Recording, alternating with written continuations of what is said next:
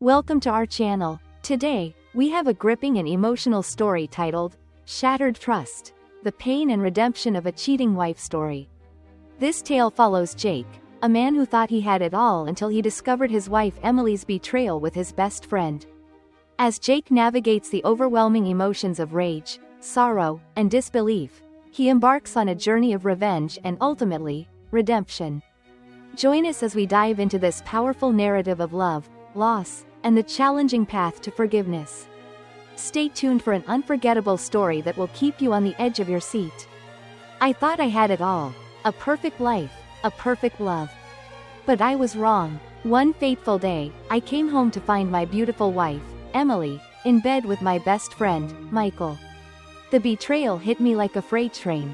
Rage, sorrow, disbelief. I felt them all at once. How could she do this? How could he? In that moment, I vowed to make them pay. This is my story, the story of how love turned to vengeance and how I reclaimed my honor. When I was 9 years old, there was a little girl who lived next door. She was 4, had blonde hair, blue eyes, and round chubby cheeks. She always followed my younger sister, Sarah, around. Her name was Emily, and she gave me a nickname that stayed with me my whole life. My name, John, was hard for her to say, so she called me Jake. My family thought it was very funny. One day, when my grandma Jane was visiting, Emily ran up to me, grabbed my leg, and giggled, "Jake, Jake," while hiding from Sarah. Grandma Jane couldn't hear very well, and she asked my mom, "Why does she call him Jake?" And from then on, everyone called me Jake. It became a family joke.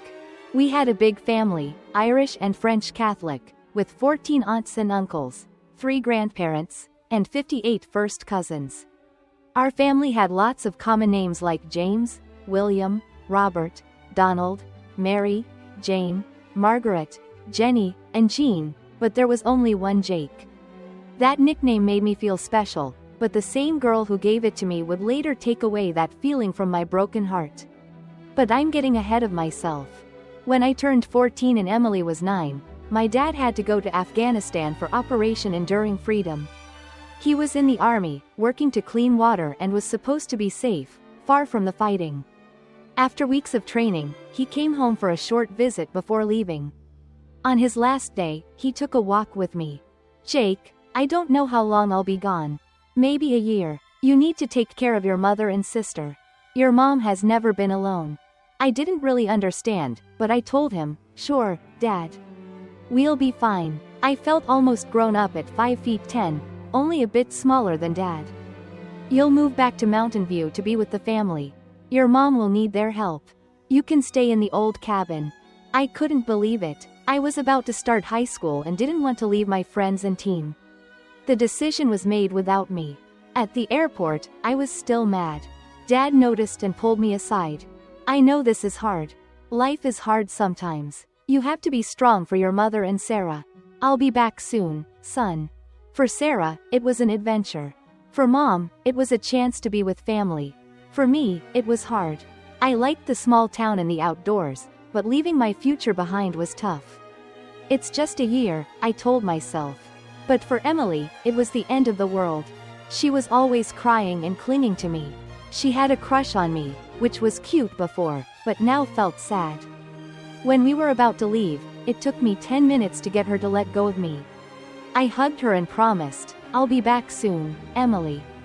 Dad was right. He came back sooner than expected. 6 days after arriving in Darren, a missile hit their camp. The war seemed almost bloodless for our side, but 114 Americans died, including Dad.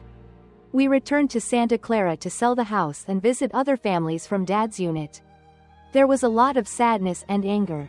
Emily was happy we were back, but sad when she realized it wasn't for good. Losing Dad hurt a lot. The only thing that helped was Emily. She would find me when I was down, climb into my lap, and hold me. I was 14, she was 9. I had to grow up fast, and she lost her innocent view of the world. The day we left again, she didn't hug or kiss me. She stood a few steps away, crying and staring at me angrily. She hugged Mom and Sarah but backed away when I tried to approach her. "Goodbye, Jake," she said before running off. Goodbye, Emily. When I was 19 and Emily was 14, I had the grades to get into most colleges. I chose Carnegie Mellon in San Francisco because it was a great school and I could get most of my education paid for, plus a scholarship from the Santa Clara VFW made it easier. I was going back home. I took a year off after high school to work, save money, and help with home expenses. Mom worked too, and with the money we got after Dad's passing, we managed in Mountain View. Jobs were hard to find, but we made do.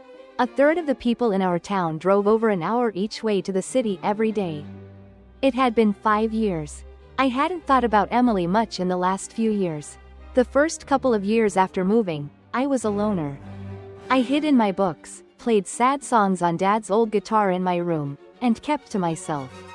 I'd call my old friends sometimes and talk to Emily about school, but it was hard without seeing each other. Slowly, the calls stopped, and I moved on. I built a new life. I had cousins my age who felt like siblings and new friends from school. I had 3 girlfriends over time. The latest, Hannah Marshall, was special to me. We would hang out in the fields behind her house on a dark green blanket, and I felt very close to her. Leaving her was tough, but college was calling. As I drove to San Francisco, I wondered what happened to Emily, the lanky 9-year-old who had a big crush on me. I told myself I'd try to find her, but without a car and living on campus, it was tough. I had grown up fast and focused on school more than many others. I had to do my best for my family and myself. I made a few good friends even though I was too serious for some, or so I thought. I'm getting ahead of myself. Ben let me use his car for the weekend if I filled up the tank. It took about 30 minutes to drive to my old neighborhood. I was nervous, more than I should have been. I walked up to the door and rang the bell at 10:42 a.m. on a Saturday. It's funny the things you remember. She opened the door, and I knew her right away. 5 years made a big difference. She was taller, pretty with long hair and those big eyes. Jake, she said, unsure. I had changed too. I was now 6 feet 2, 210 pounds, looking like my dad. She ran to me, hugging me tight. Jake, she shouted, kissing my face and tearing up. I laughed, hugging her back. Miss me, Emily? I teased. I walked into the house, Emily clinging to me like always. Her mom was in the kitchen and looked up, surprised. A little help, Mrs. D? I asked. She laughed and hurried over, nearly knocking Emily off me, hugging me tightly. You're back, she asked. She helped get Emily off me. Emily kept touching my arm and shoulder to make sure I was real. I'm going to school in San Francisco, Carnegie Mellon, I explained. We had a nice lunch, catching up on family news. They were moving to a new neighborhood soon for a better school for Emily and closer to Mr. D's work. If I had waited another month to visit, I might not have seen Emily again. If only. I spent the whole weekend with them. Emily and I visited our old favorite spots, holding hands. She was 14, already beautiful. I felt proud walking with her, seeing people smile as we passed. I didn't have much money, but I spent a month's allowance that weekend. I stayed in their guest room and was only slightly surprised when Emily sneaked into my room around midnight. We just talked and kissed, nothing more. She was still just a kid in high school, and I was a college student. I buried the wrong feelings and held her close. We fit together perfectly. She was 14, I was 19, but I knew then I loved Emily. I always had. One day, she'd be mine. When I was 23, she was 18. We saw each other at least once a month. The first 2 summers were hard when I had to leave her behind and go home. My family wanted to know everything. I shared everything with my mom. We were very close, not as lovers but more like best friends. We shared our dreams and thoughts. She told me all about her life with my dad. We leaned on each other a lot after Dad passed away. Mom and I were close, maybe closer than most mothers and sons. We cuddled during movies, and I held her when she cried. I was her rock, her support. She was my father's and she was my mother. I would be there for her, kissing her tears away and reminding her of my love. I had promised my dad I would take care of her, and I kept that promise. I was known for keeping my word. My dad's last words were that he knew I'd do the right thing. That guided me. My sister Sarah and I were close, maybe not as close as with Mom, but we loved each other even if we rarely said it. The third summer, I stayed in San Francisco for summer classes and a job. I had a car and spent all my free time with Emily. We were happy together. We weren't lovers, but we were closer than any couple I knew. I often sang to her even though I wasn't very good. I played my dad's old guitar and wrote bad songs just for her. She loved it. I can still see her sitting by my feet, looking up at me with her big blue eyes filled with affection. If I didn't play Kiss Emily, at least once, she'd pout. She never asked, but I knew to end each little concert with that song. It was my way of telling her I loved her. I took her to the senior prom. She was tall, beautiful, and charming, the prettiest girl I knew. Maybe I'm biased. I went all out. I rented a limo, took her to a fancy dinner, and danced with her and her friends. Afterwards, I took her to a hotel. I was 23, and she was 18. That night, we were closer than ever before. I had only been with 2 other people, and nothing could prepare me for her. I slowly took off her clothes, marveling at her beauty. She did the same, taking off my clothes piece by piece. Naked, we lay next to each other, gently touching, talking about our lives and futures. Our lips met, and we moved closer together. "I've wanted this for so long," she whispered, guiding me into her. We became one, and it was magical, a perfect moment. "I love you so much," I confessed. "I don't even know how it's possible." She smiled. "I've always loved you, Jake. Always." I kissed her softly. "I know. Promise me we'll never be apart again." I couldn't stand it. "Never. You're mine, Jake, now and forever." We were young, excited, and deeply in love. That night was amazing. I didn't take her back home until nearly noon the next day. She had told her mother she wouldn't be coming home, but I was nervous. I needn't have been. Her mom, Mrs. D, sat beside me on the couch, ruffling my hair. "Relax, Jake. It was bound to happen.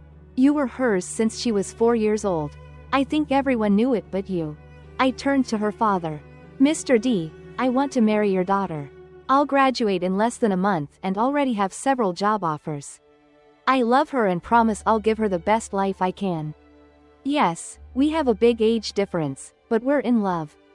He smiled. "Son, I couldn't ask for anyone better for my girl. You have my approval." Tears filled my eyes. Mrs. D hugged me and kissed my cheek. "Of course, Jake. Treat her well. She's still young and has been protected all her life, so be patient with her." "I will. I can't stand being apart from her." "That's good. Soon you'll never have to be apart again." I was 24, she was 19. Our wedding was the event of a lifetime. Emily's father was well off, and she was an only child. I had a great job near Los Angeles and was on the path to success. She went to school in the city.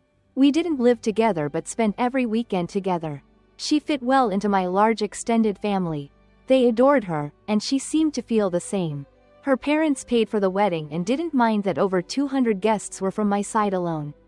Most were family. We held the wedding in our small hometown, Mountain View, just near the California state line. It's a place where a few families dominate. There weren't many hotels, but family found room for our guests. Mom gave Emily's family our home for the weekend and stayed with her sister. We set up huge tents, and my uncle, Father Tom, came from the Cape to marry us. Everyone told us how handsome we were and how lucky I was. Emily would always say she was the lucky one, gaining not just a great husband but a wonderful family. She easily became a favorite. She was stunning and beautiful.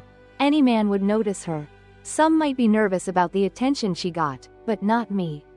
I knew without a doubt that Emily only had eyes for me. Her face lit up whenever I entered a room. My cousin Kevin would tease her, mimicking my accent. That's our story, simple yet full of love. She'd turn her head, her face brightening until she saw who it was. Everyone else found it funny except Emily. Once she told me, I stopped it firmly. People often joked that she had the same effect on me. I never denied it. She was mine now and forever. I would love her, care for her, protect her, and cherish her. My family helped me. Among them, she was safe, protected, and loved. The party went on for 2 days. We delayed our trip to Niagara Falls so we could be with our families and friends who came to celebrate. Weddings are so busy. I remember little about the event except our first dance, our vows, and our wedding night. I recall singing, "Kiss Emily," for her while standing with the band.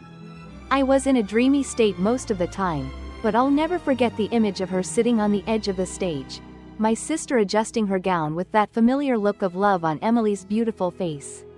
I remember getting to our suite, leaning her over the couch, lifting her bridal train, and being overwhelmed with love and desire. She was laughing, struggling with all the fabric, throwing it over her head. Emily even joked that Sarah, her maid of honor, wasn't doing her job keeping the dress under control. The laughing only lasted a short while as soft sounds of happiness filled the room. Her thigh-high white stockings showed off her lovely legs. One garter was missing, grabbed by a cousin who won the bouquet toss. Her little white lace thong moved aside as we came together, her affection making me feel alive. I didn't last long. I was excited all evening and had been teased by family and friends. I was proud. I loved my new wife and thought she was the most beautiful woman alive. I wanted everyone to know it. We were close, playful, and in love. We were late to the barbecue the next day since she had to change her clothes twice. She joked about it. She was 19, and I was 24. I was the luckiest man alive. I married my soulmate. When I was 28 and she was 23, 5 of us were there cheering loudly as she walked to get her MBA. We had been there a year earlier when she finished her bachelor's degree with top honors. Emily was so smart. It was funny that I hadn't known it when we were kids. She was just the girl next door. Not anymore. Emily had her own cheering section, her parents, my mom, Sarah, and me, her loving husband. We cheered until we lost our voices. We had plans and could finally move forward. I was successful in business, mostly by luck. I worked on systems to make houses energy efficient. Once, while working, I had an idea. It was beyond my usual work, so I asked a couple of family members to help. We tested some devices at my home, and I ended up with 3 patents in my name. 2 I gave to the company I worked for, which got me promotions and bonuses beyond what I expected. It was enough to take a risk and start my own business with the full support of my family. I left my old company after almost 6 years on good terms. They gained a lot from my work, and my new business, while in a similar field, was different enough not to be a threat. In fact, it brought them more work, and they even sent some jobs my way. My name and reputation helped me a lot. Some customers found Honor Energy hard to work with because I detailed every part of a project before signing, but I always kept my promises. No extra costs, no missed deadlines, and quick support afterward. This won me repeat customers and new business through word of mouth. I was good in business, but at heart, I was an inventor. I always looked for ways to make things work better or cheaper or find new solutions. My 3rd patent closed many deals, and a 4th opened new doors. I hired my relatives because I could trust them completely, and peer pressure ensured they worked hard and stayed loyal. I ignored the saying about not working with family. I thought I knew better. I was wrong. Emily was 23, and I was 28. I hired my smart wife to handle the finances, something I disliked. I employed 11 family members and friends. My business was growing fast, and I had to work hard to control it. I was the 3rd largest employer in our small town, bringing in more outside money than any 2 others combined. We didn't have a lot of money because I put the profits back into the business, but I had something better: the respect of my peers, the trust of my customers, the love of my family, and the best wife I could ever ask for. My life was great and only getting better. Emily had graduated, finishing the first part of our life together. No more schooling. We would work together to grow our business and, more importantly, our family. On her graduation cruise, we spent more time in our cabin than outside. We rekindled our love, which had suffered a little from starting a business and being apart due to 5 years of college. Nothing serious, but we noticed it. We were luckier than most, always honest and open about our feelings and concerns. We recognized our problems, talked about them honestly, and worked on them as best as we could during those early years. Emily finished school with no debt. My business had been running for over a year, and the toughest times were behind us.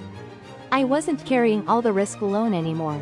We were partners in life, love, and business. I was 28, and she was 23.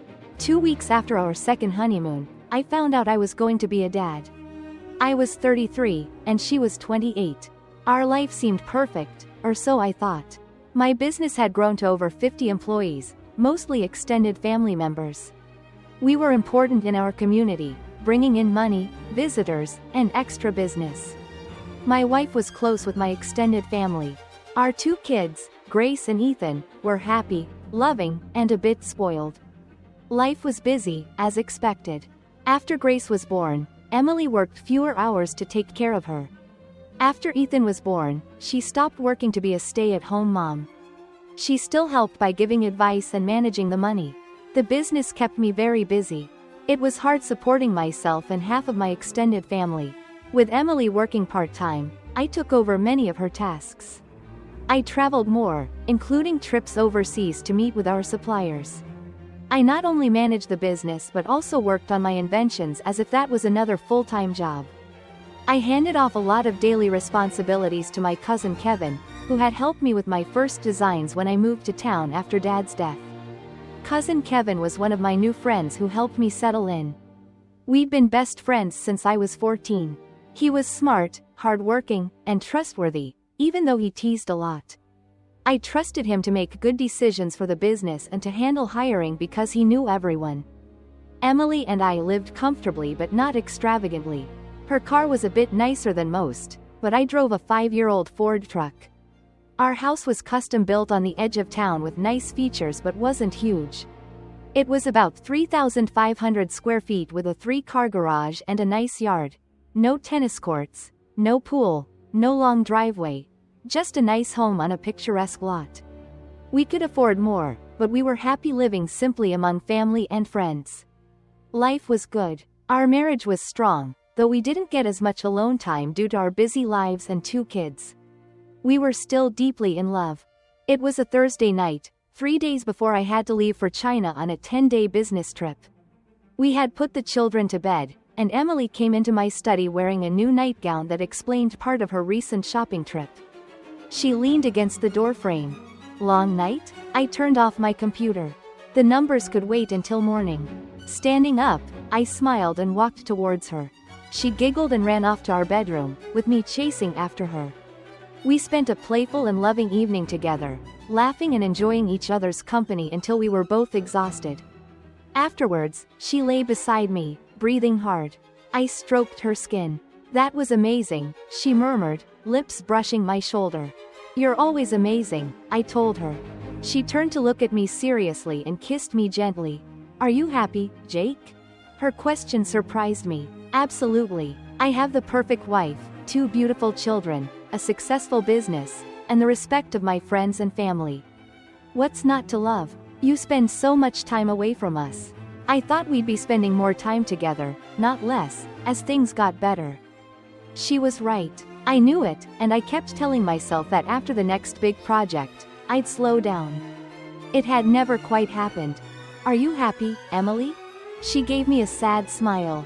"Content, I guess. Happy enough." "What's enough? What's wrong?" I asked. "I miss you when you're gone, working late, or when you leave the house before dawn. I know it's for us, for me, for the family. I guess I'm just selfish. I want more of your time for us. We haven't had time for just you and me in a long time. We haven't gone on a vacation in 2 years." I held her close and gave her a squeeze. "I'm sorry. You're right. I promise I'll do what I can to make time for us." "Do you have to go to China? Can't someone else go? Why does it always have to be you? I wish someone else could go.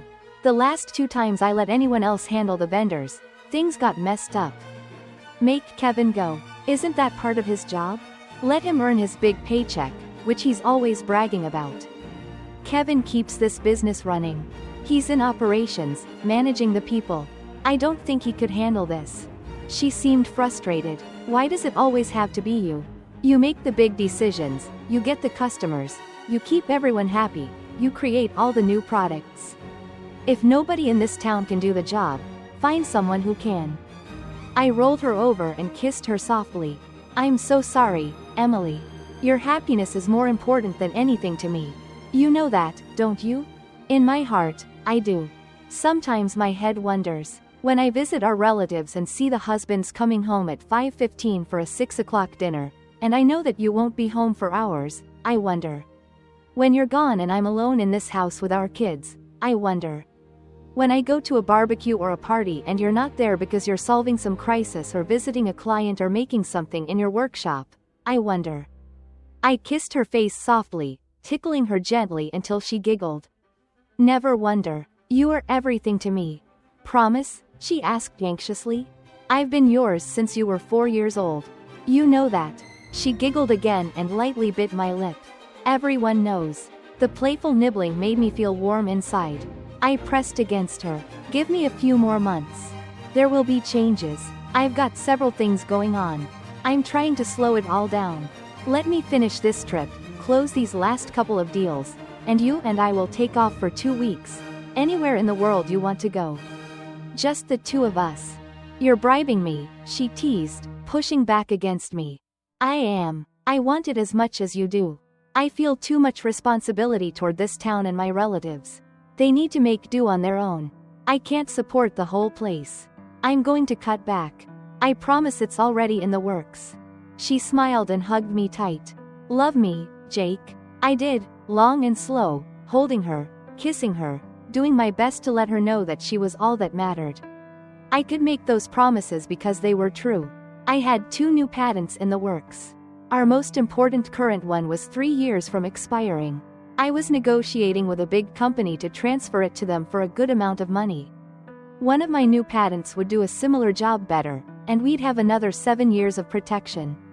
I had spent the last couple of years training Kevin to take over the business side of things. It was going slow, but I'd always be there to help him. I was in private talks with the VP of Business Development for my old company. They had changed their top people, and he was looking. He would be going on the trip with me, a sort of final interview and a chance to meet our 2 most important vendors. The company I was negotiating the patent transfer with was sending a team along as well, part of their final checks. This was one trip that nobody but I could go on. But that was going to change. I was letting go a little and would be spending more of my time doing what I loved and less time with the business part of things. Most importantly, I could do more work from home and put in more reasonable hours. My time would be spent with my family, with my children, and the love of my life. The trip was a success, exhausting, but everything I needed. The VP needed 4 weeks to close things up where he was and wanted a few more weeks to spend with his family. I gave him all the details and told him what we could afford. He would be getting a nice chunk of stock if he stuck with the company at least 5 years. I told him to go home and talk it over with his wife. I gave him a week to give me an answer and jokingly told him that I didn't want an answer before then. I wasn't looking at anyone else for the position, but it was a big decision, and he needed to make sure his family was good with it. The patent transfer was almost done. I was told they were going to have a final meeting to approve the deal on the Thursday after they got back. I should be prepared to sign the papers that Friday, Monday at the latest. While we were in China, I received the notice that one of my patents was approved, the most important one. My company's future was assured for the next 7 years at least. Everything was going my way. Upon my return, Emily spoiled me as she did after every trip. She even sent the kids to Mom's house for the night on Tuesday so we could have some alone time. I wanted to tell her everything that was going on, but I wanted to wait until the patent was officially transferred and the VP had accepted the job. She could always tell when I was hiding something and kept asking what was up. We were alone in the living room. She was wearing lace panties and teasing me. I could tell she wanted to know what was going on. Spill it. I know something's happening, she said, looking up at me. I tried to keep cool. Remember the last talk we had about spending more time with the family? She smiled but kept teasing. Of course. Things are coming together, but nothing's final. Give me 1 more week, and I'll tell you everything. Maybe I'll take a week to finish this, she joked. Do you trust me? I asked. She nodded. Always. 1 week. Emily had a birthday coming up on Monday. I had everyone working on a surprise party. Maybe she thought my secret was about her birthday, so she didn't push me anymore. 1 week. It better be good, she said, then gave me a kiss. I promise. The Saturday birthday party was great, even if she might not have been too surprised. It's hard to keep secrets in our small town. She did seem a bit shocked when about 50 friends and family jumped out to surprise her when she came back from the mall with Mom and Sarah. She was really surprised to see her parents. I'd flown them in for the weekend, along with 2 of her best friends from college. She thanked me a lot that night and the next morning. She spent Sunday morning with her friends and family. I took her parents to the airport, and they thanked me too. Emily spent the afternoon catching up with her girlfriends, and I snuck into work for a bit to try and finish my plans to work less and spend more time with the family. I was 33, and she was 29. My world changed on Monday. I went to the city to finish the patent deal. There were 3 patents, but one was the most important. What I thought would take all day took less than an hour. No surprises, no last-minute changes. I signed the papers and got a check with 7 digits, the first number being a 2. The patents were owned by Honor BBL, LLC, a company I had started, not my main business. They agreed to license the patents back to us for 6 weeks to stop using them. They were happy, and I was thrilled. I rushed home to tell Emily the good news. There were cars in the driveway, but that was normal. Emily loved having people over. The cars weren't a surprise. Finding Emily in the living room with Michael in a very intimate situation while his brother Tom watched was a surprise. She didn't see me right away. Music was playing loudly, and there was a video on the TV. Tom was sitting and watching her. It looked like they were giving her their birthday presents. Happy 29th birthday, Emily. I guess they didn't notice me. I stood there for a few seconds, totally shocked. They weren't saying anything, no bad words about me, no declarations of love, just the 3 of them together. My life felt ruined. I stepped outside and closed the door. I didn't take pictures or get angry. It seemed clear that she was doing what she wanted. In a daze, I walked back to my car. I thought about going back in to confront them. I wondered how long it had been going on and how they kept it a secret in our small town. I mostly wondered how they could do this to me, my wife, my best friend, the mother of my kids. Forget Tom, he was always a jerk. But Michael, he was married with 3 kids. They had ruined everything. Doubt filled my mind. There were no secrets in our town. I picked up my phone and called Mom. Hey, Jake, how's business in the big city? Great. I'm on my way back.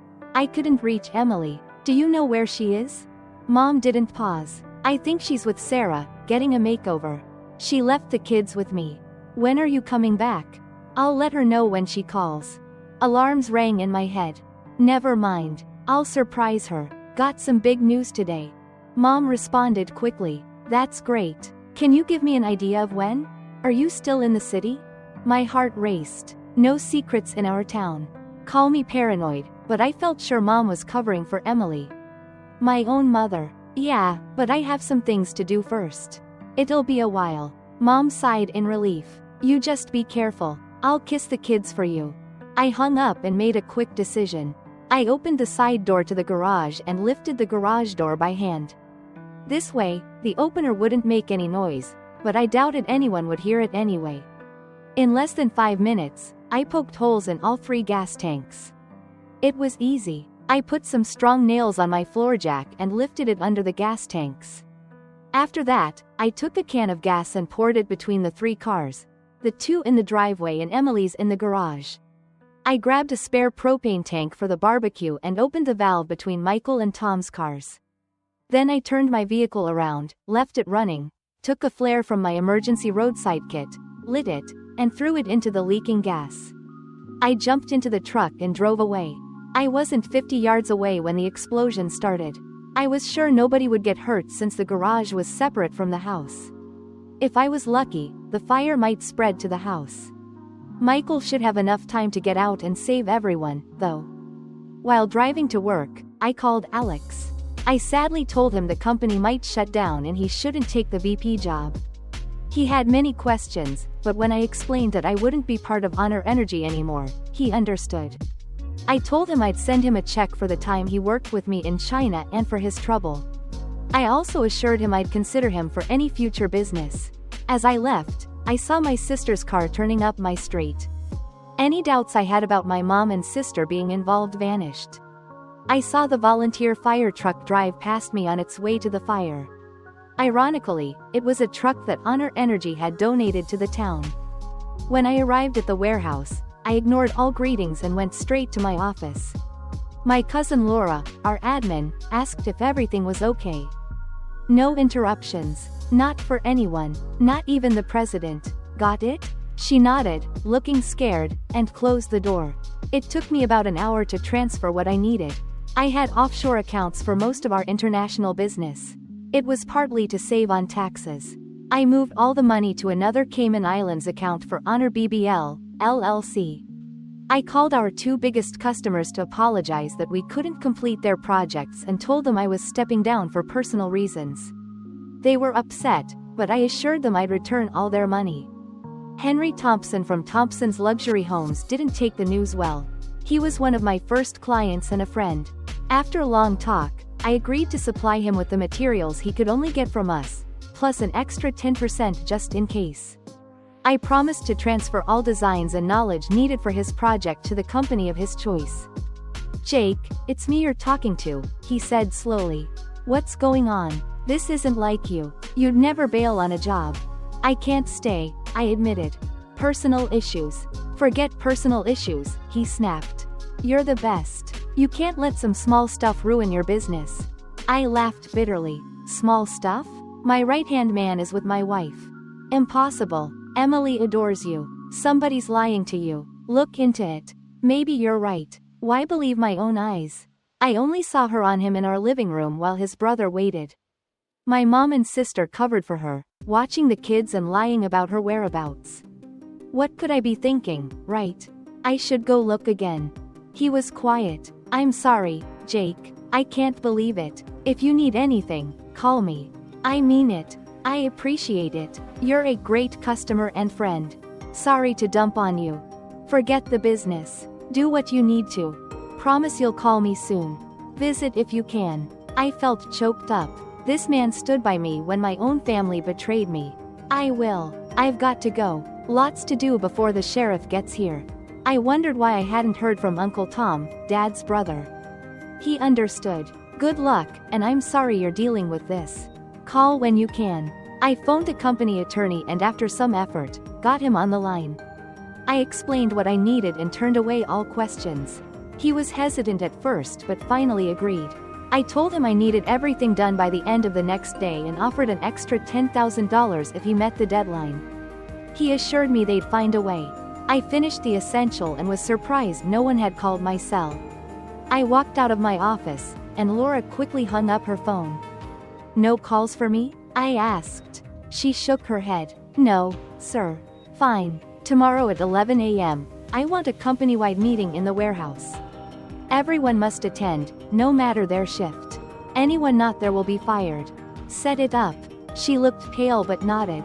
I got in my car, turned off my cell phone, and left town.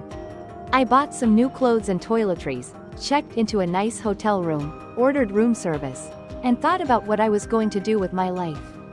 I woke up early after a rough night of nightmares. I kept seeing my wife cheating on me with everyone I knew. Even my mother and sister were waiting their turn behind her.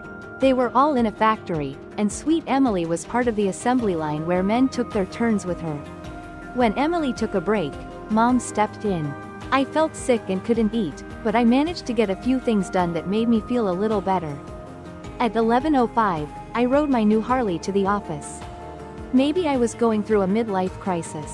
Spending $24,000 on the bike felt like money well spent. I never bought anything for myself, and it was about time I did. Michael and my mother were waiting at the entrance. I parked the motorcycle on the sidewalk and took off my helmet. Both of them looked surprised. Mom took a step toward me, but I held up my hand. "Not now. I'll talk to you later," I said. She stopped, stunned. Michael walked beside me. "Not a word, Mike. Don't do anything rash, Jake," he started. I turned and punched him in the face.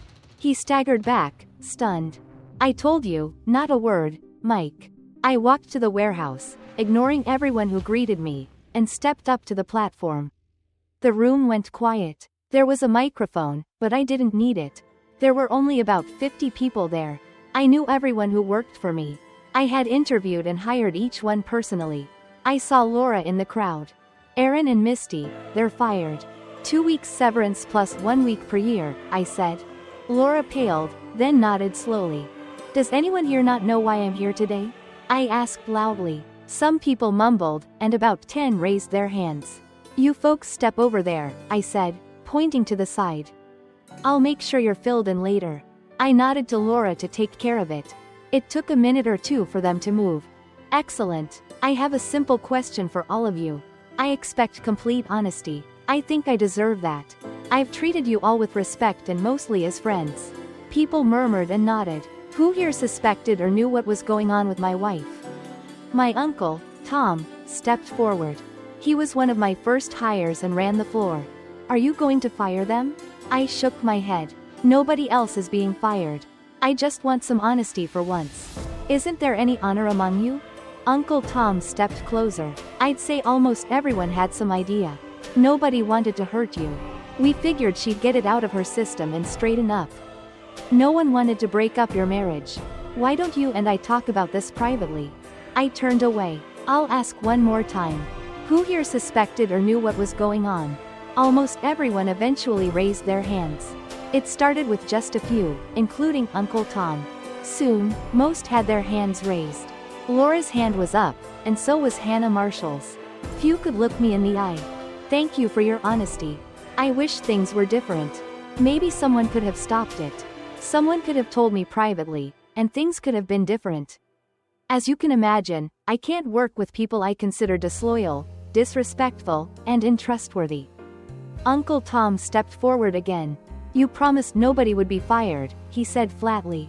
I did, and as most of you know, or I hope you do, I'm a man of my word. I'm stepping down. My wife now owns the business. You have enough funds and work to keep going for at least 4 months. Maybe 6 if you don't mess up. Michael is in charge now. I wish you all success. There was a lot of talking, and it was getting loud. I had made my point. That was supposed to be it. Walk away, taking the high ground. But I couldn't do it. Strike that last part. I've never lied to you, and I'm not starting now. I detest you, all of you. If just one person had done the right thing and stood by me, things would be different. You dug your own grave. I hope the business fails and you all lose everything that matters to you just as I did today. Total silence. I looked at my Uncle Tom. My office. I turned to Laura. Find Michael and send him to my office as well. If he's not there in 10 minutes, Bill will be president. Send him. Uncle Tom followed me to my office and started to speak. I interrupted. This is not a discussion, Uncle Tom. I always liked and respected you. That's no longer the case.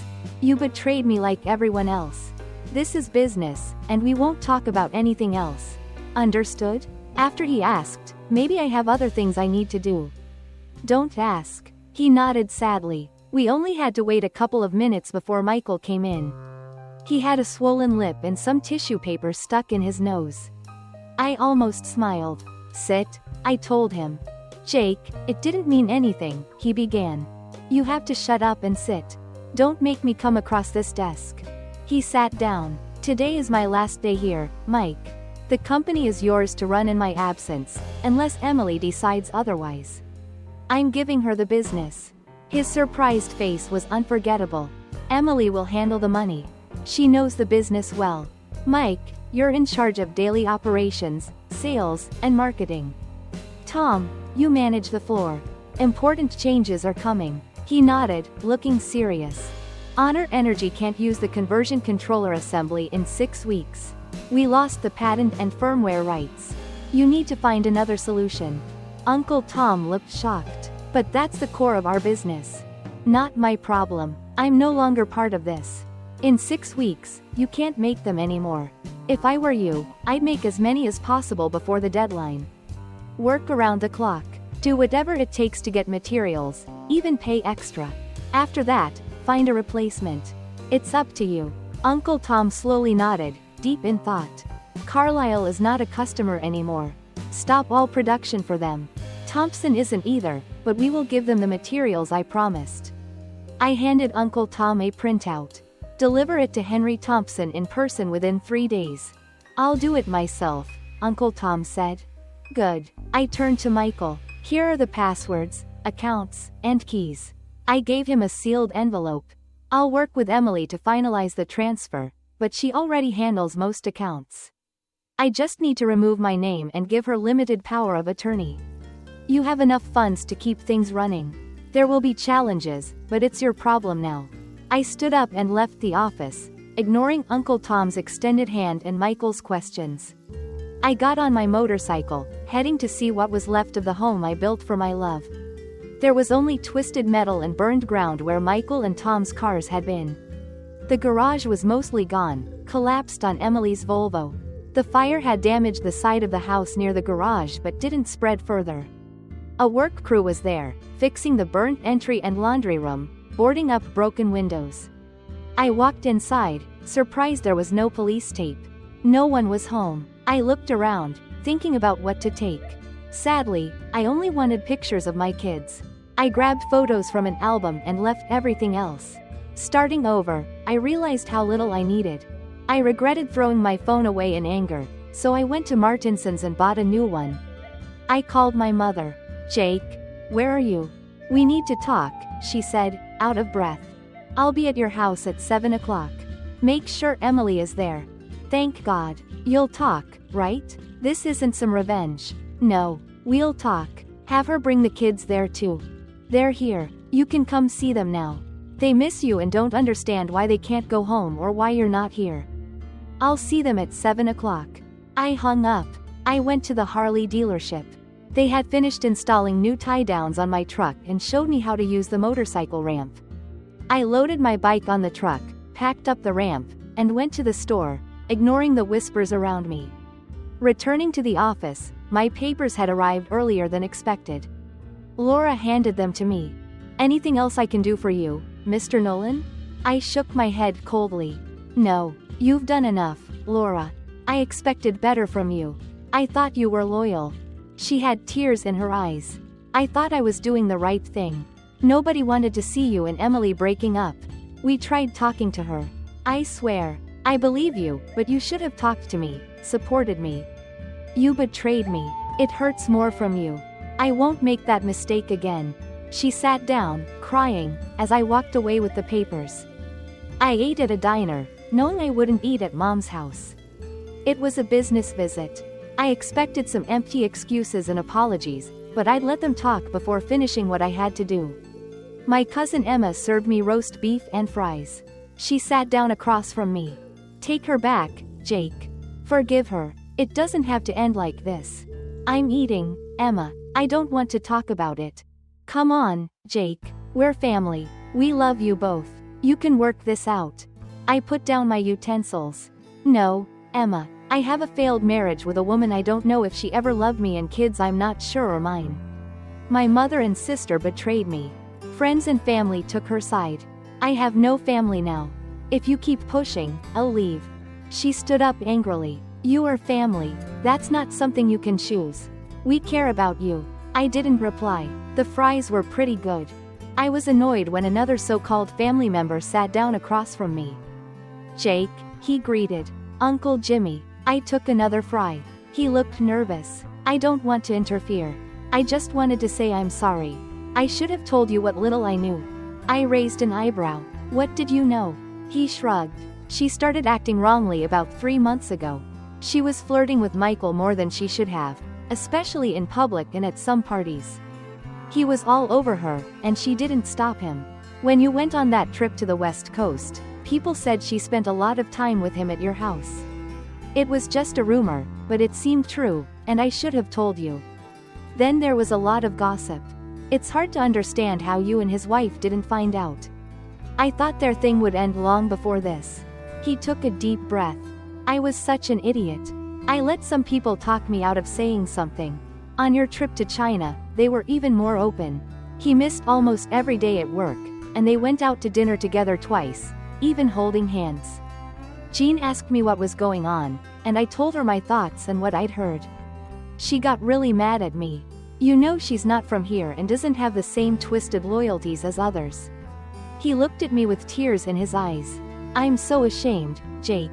Ashamed of the whole town. You did right by me, gave me a job when I needed one, promoted me twice even though I have no real education. I nodded at him. You earned those promotions, Uncle Jimmy. You're smarter than most of those college kids, and you're dependable. I've never had a problem with your work.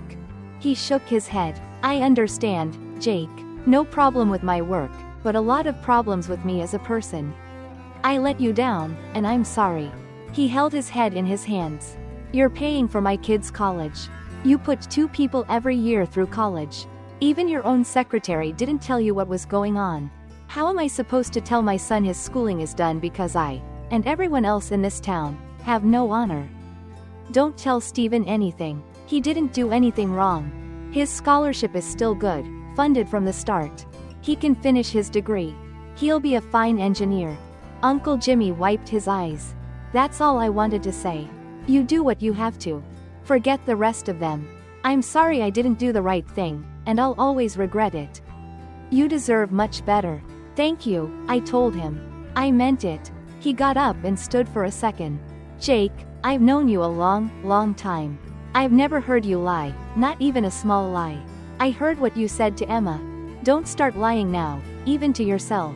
You know that woman loves you, always has and always will. Whatever made her do this, it wasn't because she didn't love you. I glared at him. Is that all? He nodded. I'm sorry for interrupting your dinner. I hope someday you can forgive me. I pray that before that, you can find a way to forgive her for your own sake. For some reason, the fries were no longer tempting. It was tough to get out of the truck and walk up to the front door. In some ways, Mom hurt me more than Emily. We had always been close. We could talk about anything, yet she hid the truth from me about my wife cheating.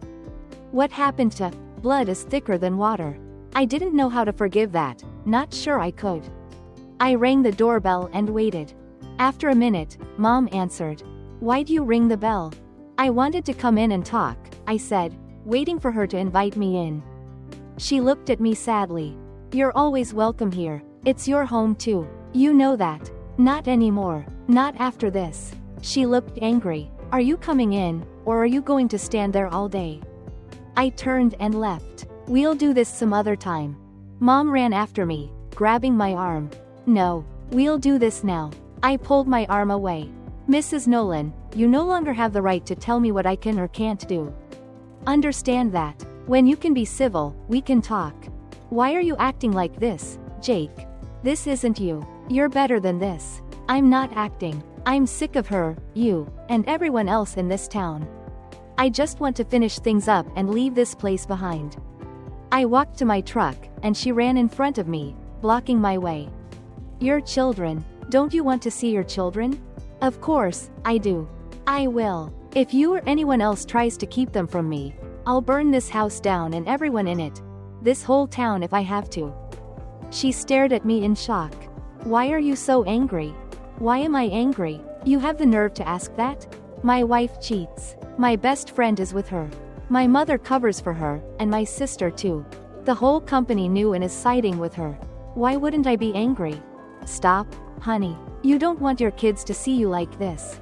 There's more to it. You know it. Come in, please. We need to talk. You have to give her a chance. I don't have to do anything. I turned and headed back to the house. I'll listen. Then you will. I'll visit with the kids. That's all. She walked beside me. Try to be calm, please. No shouting. Emily is a mess. The kids are upset. Let's not make this worse. I laughed. Hard to make it worse, isn't it? 10 feet inside the door, little Grace came running up to me. I picked her up and hugged her. Ethan was coming over, walking and crawling. He still wasn't great at walking. I picked him up too, holding my kids. At least, I hoped they were mine. Daddy, Grace squealed. Mommy's sad. You have to fix it. That had always been my job. When things went wrong, Daddy fixed them. But this time, I wasn't sure I could or even wanted to. I might have left if it weren't for the 2 kids in my arms. I'll see what I can do, sweetheart. She gave me a kiss. When can we go home? Soon. Daddy has some things to do, but you, Ethan, and Mommy can go home soon. You too, Daddy. You too. No more travel, she said firmly. I didn't answer. I couldn't. She wouldn't understand, and honestly, I didn't either. I put them down and saw Emily standing nervously nearby. I stretched out my hand to stop her from coming closer. You wanted to talk. I'll listen. That's all. She nodded, and then my mother interrupted. Over dinner, I made my roast. I expected that. A bribe. Her roast was my favorite. I already ate. Sarah stuck her head out of the kitchen. Well, that's perfect. Didn't anyone tell him about dinner? Mom turned red. Why don't we go to the living room? Sarah, can you feed the kids? My sister sighed loudly. Sure, why not? It's not like I'm part of the family. I sat in the armchair while Emily and Mom sat on the couch. I pulled some folded papers out of my back pocket and put them beside me. I'm listening. Emily looked at me, then at Mom. Mom gave her a nod, preparing her, I suppose. I have no excuse, Jake. I've been a fool. You have to know I love you more than anything, and it's killing me what I've done. Michael means nothing to me, and Tom even less. I sat still, not responding, just waiting to hear her out. 3 times. I was with him 3 times. The last one was a mistake. It was never meant to happen again. I can't tell you why it did. After our talk, I couldn't keep doing it. The first time was when you went to California. The second time was during your last trip. I didn't want you to go. I was scared about what might happen. I begged you to send him instead, remember? Is that all? I asked. She looked nervous, as if hoping someone else would speak for her. I wasn't thinking right. I don't love him. I don't even like him. He wanted me and kept coming after me. He told me you were cheating, but I didn't believe him.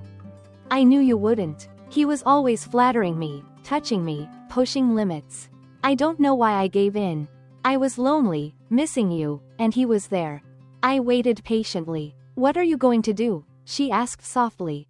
I'll never do anything like that again. I swear. I'll spend my life making it up to you. We'll get past this. I know you love me. I love you more than anything. We'll be fine, won't we? I shrugged. I'll be fine eventually. I don't know about you. I have one question. Are the kids mine? She looked shocked. How could you ask that? Of course they are. I'll need proof. DNA tests. Get that done this week. I turned to my mother. What do you have to say about your part in this? She looked surprised. What part? I just want to help you both forgive each other. I laughed bitterly. Forgive each other? What should she forgive me for? For burning your house down? For leaving her alone so much? For not confronting her earlier? How long did you know, Mrs. Nolan? How long were you covering for her? Mom turned red. I wasn't covering for her. I was trying to fix things. How long? I snapped. Why does it matter? It's over and done. She won't do it again. Damn it. How long, Judy? I shouted. If you can't speak politely, you can leave my house, she retorted. I stood and threw the papers at Emily. Sign these. Don't make any changes. I'll call you to tell you where to drop them off. I faced my mother. I hate what you've done to us. Worse than what she did. You betrayed your only son for a cheater. I don't think I'll ever forgive you. Dad asked me to take care of you, so for his sake, you'll keep getting $3,000 a month as long as you live. Other than that, I don't want any contact with you. I turned and walked away. Mom yelled, "Don't you dare walk away. We're not done here. I'm done with all of you, with all of this. Sign the papers. Don't call, don't write. I don't want to talk to any of you." Emily was sobbing, Mom was yelling, the kids were crying. Sarah followed me out the door. Don't leave, Jake. Not like this. You said you would listen. I didn't slow down. I did listen. Emily told me what I already knew and gave me no reason to trust her again. Mom wouldn't even tell me the truth. How long have you known? She didn't hesitate. From the start. Before she even did it the first time. We told her it was wrong. She said it was just flirting, teasing. She wanted your attention. We tried to stop her. We yelled at her after she did it. She felt terrible. Then 2 months later, she did it again after swearing it was over. I got in my truck, and Sarah climbed in the passenger seat. Get out, Sarah. I don't want you here. You sided with her. You can stick with her. All the liars can stick together. We stuck with her because we knew going to you would be useless. The only way to fix it was to fix her. Besides, everyone would take her side. Nobody likes you, Jake. We love you, but Jesus, nobody can stand you most of the time. I don't get how she does it. I turned to her. Get out. I don't need you. I don't need any of you. She shook her head. No. They had their say. Now it's my turn. I started the truck and pulled out. Where are you going? Sarah snapped. To my hotel. Away from all of you and all of this. You better get out soon. It's a long walk back. You always have to be so tough, Jake. You never bend. Can't you see that's hurting you? You think you're so good, so fair. Nobody wants to be around someone like that. Sure, they trust you and respect you, but most of all, they fear you. That's silly. Nobody fears me.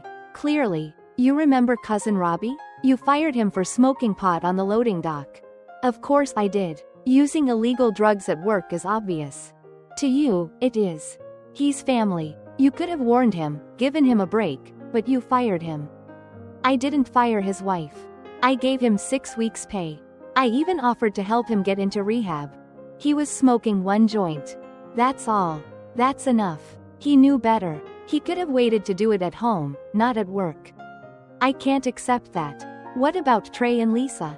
What about them? I didn't fire them. I probably should have. No, you told everyone about them. You gave them 30 days without pay and told them to go home and sort things out with their spouses. You said if they even flirted at work again, you'd fire them both. I had to. We could get sued for allowing a workplace romance, especially between a boss and someone who works for her. No, you could have spoken to them politely, warned them about their behavior. You could have told them to keep it out of the office and let them fix their problems in private. Instead, you made it public. I did not. I never said a word to anyone. You didn't need to. Making them take a month off without pay said everything. They shouldn't be messing around in the first place, especially not at work. I even made up the money to them in their Christmas bonus. I guess you're always going to side with rule breakers now. First them and now her. You're right. Of course you're always right, Jake. They broke the rules. They had to pay. You couldn't treat them like family, try to help them. No, you caused 1 divorce and 1 messed up marriage. I didn't cause anything. I didn't cheat. They did. They got caught. There are consequences. Of course there are with you. There always are. Are you surprised nobody told you about your wife? Nobody would ever side with you. They're afraid. We all have our sins. Everyone except perfect Jake. We all love Emily. She's more like family than you are. She listens, she's helpful, she's always involved. She cares. You have your business and nothing else. I guess that won't be a problem anymore, then, will it? She looked at me. What does that mean? You must have heard. I don't have the business anymore. It's hers now. Hers and Michael's and all the rest of you. I quit. She owns it. Michael gets to run it. Let them figure out how to keep it going. Keep the business flowing. Keep the money coming in. Let them support this ungrateful family and everyone else in this lousy town. I'm done. All the better if nobody likes me. I don't like them. Her voice shook as she turned to face me. What did you do, Jake? I told you. I quit. I'm done. I don't need this stress. I didn't love the job. I did it for all of you, for her, for the family, for this whole town. I gave them jobs. Great jobs. Paying better than anyone in the industry, the best benefits. Who else provides 100% family health coverage at no cost? I put their kids through college. I gave them loans when they needed it. I bring $10 million a year into this town, and they betray me. All of them. Well, forget them, and forget you. I'm done. You can't do that. What are you going to do now? Who's going to keep the business going? Michael can't. You can't just walk away. I can, and I did. They say the job interfered with my marriage like I wanted that. Well, never again. No job, no family. It's easier this way. This is foolish. You love that business, and you love Emily. You can't walk away from them. I never loved the business. I loved making things, inventing things. All the other stuff I did because someone had to, and nobody else did it well enough. I did love Emily, past tense. Now I hate her. I hate what she did and what she did to us. I can walk away. I am. I know you're angry, Jake. I understand. I do. You need to take some time. Think it over. Take a break. I don't know, take a trip or something. Get your head straight. You can't destroy your company out of anger. You can't walk away from the love of your life and 10 years of marriage over a stupid mistake. I'm not destroying my company. It's still there. I just won't destroy my life because of it. Let someone else do the hard work for a while. I don't have to be the tough one anymore. I don't have to worry about payroll and where the next job is going to come from. It's not my concern how we're going to stay ahead. I won't stay up nights thinking about each project, finishing on time and doing it well. Not my problem now. Let someone else worry about it. My sister was quiet until I pulled up in front of the hotel. You're going to mess things up for all of us because of what she did, aren't you? Not just her and Michael. You're going to ruin everything. I'm not doing anything. Besides, any one of you could have stopped this 2 months ago, even a week ago. But nobody liked me enough to side with me. Not one single person. Why should I care about any of you? We're family, Jake. You're family. Not anymore. I opened the door. I'm going to my room now. Do whatever you want. You're not taking me home? No way. I told you I wouldn't, and I meant it. Get a cab, walk, or call somebody. I don't care. You mean nothing to me. You betrayed me like everyone else. You ruined my marriage just as much as she did. We tried to save it, she shouted. Well, I hope you're better at running the company than saving my marriage. I left her by the truck. I didn't feel great about it, but it didn't bother me much either. The next morning, I woke up early and felt a bit more focused. I needed to create a plan for my new life. My first step was to secure a place far away from everyone. I searched online and found a secluded cabin for rent in the mountains of Colorado. It was perfect, isolated and peaceful. I booked it for 6 months. I packed up my essentials, loaded my truck, and set off on a long drive to my new home. The journey was cathartic. I felt the weight of the past lifting as I put more distance between myself and the memories. Arriving at the cabin, I was greeted by the sight of towering pines and a crystal-clear lake. It was exactly what I needed, a place to heal and rebuild. The cabin was small but cozy, with a fireplace, a well-equipped kitchen, and a view that took my breath away. For the first few weeks, I focused on setting up my new life. I spent my days hiking, fishing, and working on my inventions. I had brought my tools and materials with me, determined to continue creating, even in isolation. The solitude allowed me to think clearly and come up with new ideas. One evening, as I was sketching out a new design, my phone rang. It was a number I didn't recognize. I hesitated but answered. Hello? Jake, it's Laura. I didn't respond immediately. I wasn't sure I wanted to hear from anyone from my old life. Please, don't hang up. I need to talk to you. What is it, Laura? I asked, my voice cold. There's been an accident. It's Emily. She's in the hospital. My heart skipped a beat. Despite everything, the thought of Emily hurt tore at me. What happened? She was in a car accident. It's bad, Jake. She might not make it. I felt a mix of emotions, anger, sorrow, confusion. I didn't know what to do. Why are you telling me this? Because despite everything, you still care. I know you do. She needs you, Jake. I hung up, my mind racing. I had sworn to leave it all behind, but now this. I couldn't ignore it. I packed a bag and started the long drive back to the town I had vowed to leave forever. When I arrived at the hospital, I was directed to the ICU. Emily's parents were there, along with a few of my family members. They looked surprised to see me but didn't say anything. I walked into Emily's room and saw her lying there, hooked up to machines, looking fragile and broken. I stood by her bed, feeling a wave of emotions crash over me. Despite everything, I still loved her. I realized that part of me always would. I took her hand, and for the first time in a long while, I prayed. The next few days were a blur of hospital visits and sleepless nights. Emily was in a coma, and the doctors weren't sure if she would wake up. I spent every moment I could by her side, talking to her, hoping she could hear me. "Jake," a voice said softly. I turned to see my mom standing in the doorway. "Can we talk?" I nodded and followed her to a quiet corner of the hospital. "What is it, Mom? I know you're angry, and you have every right to be. But holding on to that anger is only going to hurt you more. You need to forgive, for your sake, not just for hers." "I don't know if I can," I admitted. "Try. For her, for the kids, for yourself." I sighed, knowing she was right. "I'll try." Days turned into weeks, and Emily remained in a coma. I stayed by her side, talking to her, telling her about the cabin, about my inventions, about everything.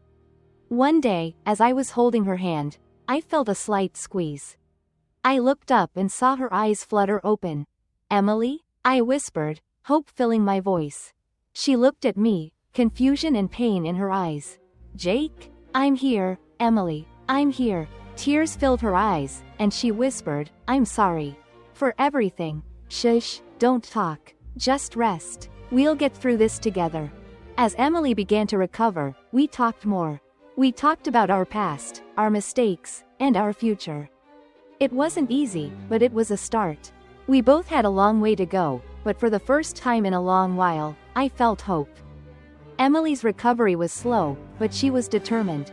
I stayed with her every step of the way, helping her through the physical therapy, the emotional healing, and the rebuilding of our relationship.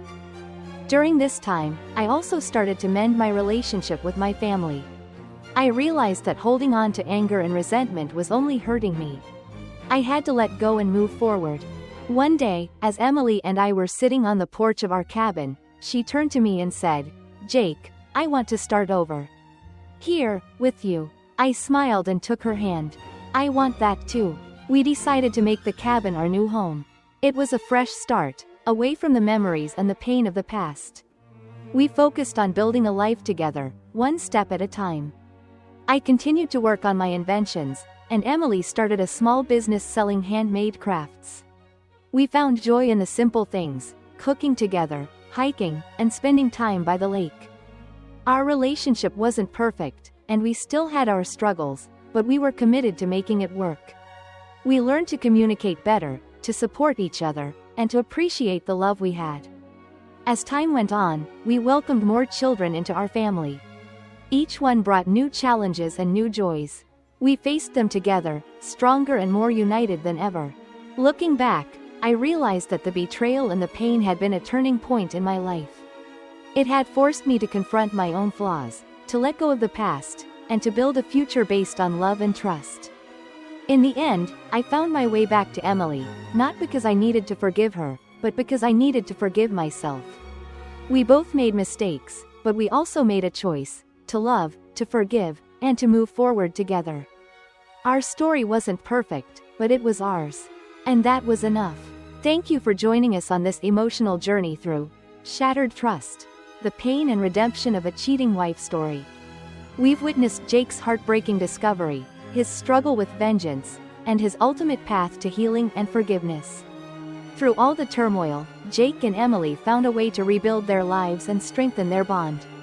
Their story reminds us that even in the face of deep betrayal, love and redemption are possible. If you enjoyed this story, please like, comment, and subscribe for more captivating tales. Until next time, take care and remember that every ending can be a new beginning.